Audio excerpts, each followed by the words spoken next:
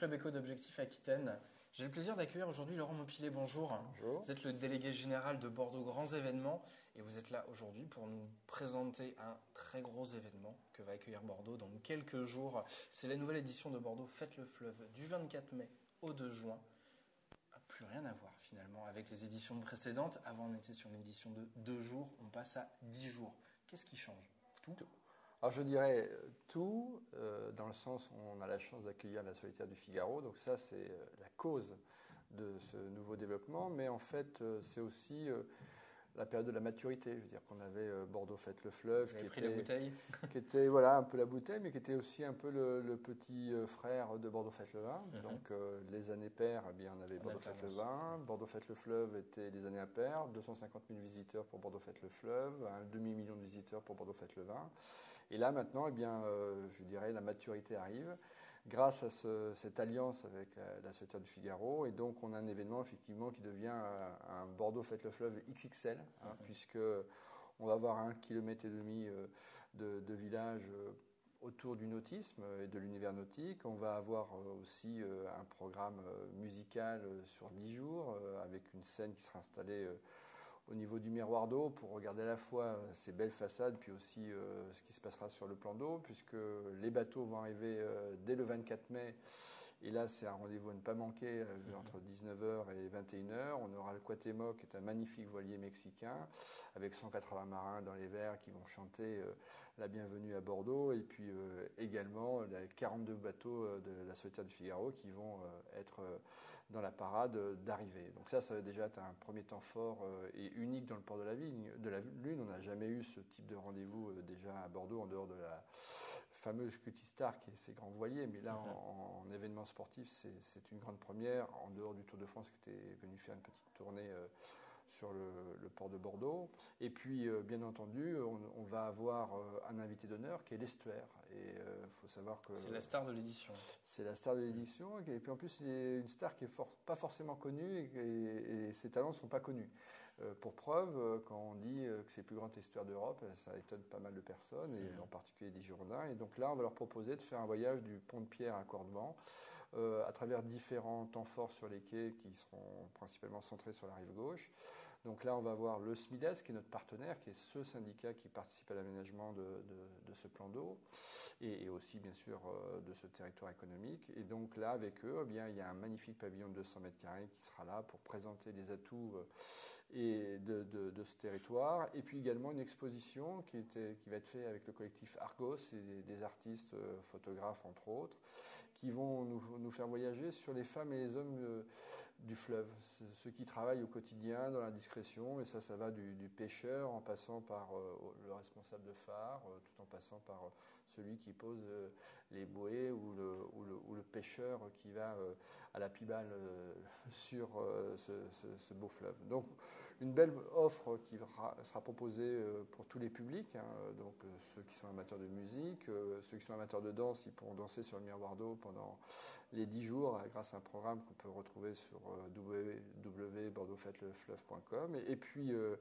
également bien des temps sportifs, et je pense en particulier au 1er juin où là on aura nos 42 bateaux qui vont partir pour un prologue entre le miroir d'eau et puis Bassins, et voir 42 bateaux en compétition sur le plan d'eau. Je crois que ça va être un temps très fort, très intéressant. Et puis pour ceux qui ne pourront pas aller au départ, ce grand départ entre Bordeaux et Porto, avec une ligne qui va être marquée entre l'île de Patiras et Pauillac, eh bien France 3 Aquitaine va retransmettre en direct ce départ, et on pourra le voir sur le grand écran qu'on va installer sur le miroir d'eau. D'accord. Alors, avant de parler du volet sportif, je reviens à Bordeaux Fête le Fleuve. Combien de visiteurs attendez-vous pour cette édition XXL, comme vous l'avez qualifié? Je dirais, non pas selon les organisateurs ou selon la préfecture, mais aujourd'hui, nos chiffres, c'est des chiffres qu'on a convenus déjà avec la préfecture les années précédentes. On a fait 250 000 personnes. On n'a pas besoin d'être trop laudateur sur le chiffre, puisque ce n'est pas des entrées payantes, donc ce n'est pas une histoire de recettes, mais c'est à peu près ce qu'il faut prévoir pour une organisation, et puis des services de sécurité qu'il faut mettre en œuvre. Là, c'est évident qu'on est quasiment convaincu qu'on va énormément augmenter la fréquentation. Par contre, comme c'est une première, quelle va être la croissance Ce sera la surprise. Ça sera la surprise, sachant que les conditions climatiques jouent pour beaucoup. Mais quand même, il y a des ingrédients qu'on garde, qui sont des produits d'appel fort. Et en particulier, on va avoir 2 feux d'artifice majeurs, le 31 mai et le 1er juin. Et donc là, je pense que là, on aura des pics de fréquentation très élevés. Et puis également dimanche soir, où on aura un concert pour les jeunes avec énergie, mais surtout aussi une traversée de Bordeaux-la-Nage, puisque les Girondins vont être invités à aussi traverser ce beau fleuve. Et on sait déjà qu'il y a plus de 500 nageurs qui vont participer le dimanche à la traversée de Bordeaux-la-Nage. D'accord. Est-ce que vous avez déjà des retours de la part du monde du nautisme, par exemple? Est-ce qu'ils sont effectivement séduits par cette idée d'édition extra large? Alors, je crois que là, on a eu un partenaire qui nous a beaucoup aidé pour le monde économique et pour le monde du nautisme. C'est la mise en valeur de cette filière nautique qui est très performante à Bordeaux, mais qui est peu connue. Je pense entre autres à CNB, qui est un des plus beaux chantiers et qui fait des bateaux magnifiques, qui sont en plein cœur de Bordeaux et peu de gens le savent. Bon, bien la Chambre de commerce a souhaité valoriser cette filière et on fait avec eux donc un mini salon nautique et dès à présent, bien c'est plein. Donc ça veut dire que il y a une pertinence, il y a une mobilisation qui se fait pour valoriser ces bateaux, alors que la période n'est pas facile. Je veux dire qu'on est en pleine préparation de la saison estivale. Et ces entreprises, qui sont souvent des petites sociétés, ont répondu banco pour venir présenter leur construction ou leurs produits nautiques. Donc là, on peut se dire que là, on va avoir un beau rendez-vous qui montre aussi qu'un événement anime une ville, participe au rayonnement de ville, mais est là aussi pour mettre en valeur des atouts économiques et des performances et des savoir-faire économiques. D'accord. Je reviens à la solitaire du Figaro, qui est un des temps forts, pas le seul, mais un des temps forts évidemment de cette édition. Qu'est-ce que vous en attendez en termes de retombées pour l'image de Bordeaux, par exemple? C'est un vrai coup de projecteur sur la ville? Alors, quelques exemples sur le fait que c'est quasiment déjà gagné. Un, c'est la mobilisation des médias. La mobilisation des médias est très très forte sur cet événement, grâce d'abord au 43e édition précédente. Je veux dire, c'est une manifestation, une compétition reconnue dans le monde et très forte en France. Il y a un partenaire aussi médiatique qui est fort. Donc déjà, on a déjà un bénéfice premier, c'est que les 200 journalistes qui vont arriver, qui sont accrédités pour l'événement, vont découvrir aussi Bordeaux Fête le Fleuve et bien entendu vont communiquer sur cette grande première et bien entendu vont valoriser l'aménagement de la ville, puisque cette course ne serait pas accueillie à Bordeaux s'il n'y avait pas eu ce nouvel aménagement de Bordeaux.